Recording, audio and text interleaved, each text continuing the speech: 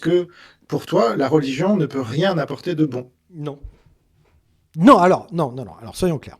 La religion peut apporter un sentiment d'appartenance, peut amener justement un filet de protection sociale, une entraide auprès de personnes entre guillemets étrangères qu'on ne connaît pas. Effectivement, celui qu'on va appeler le frère ou le prochain.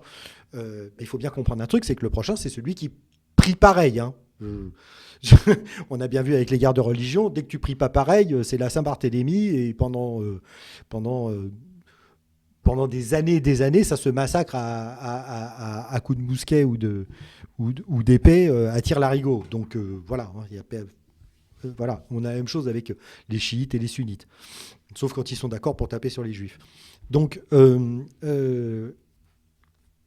la religion peut donner effectivement un sentiment d'appartenance, etc., etc., jusqu'à un certain point.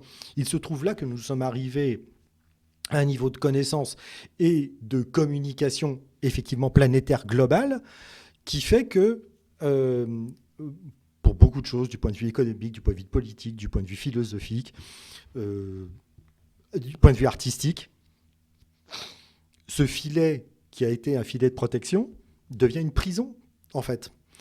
Met des fractures entre les gens qui n'ont pas lieu d'être. Et historiquement, on sait une chose, c'est très très clair, c'est que la religion a toujours été ennemie du progrès social et du progrès technologique et du progrès matériel.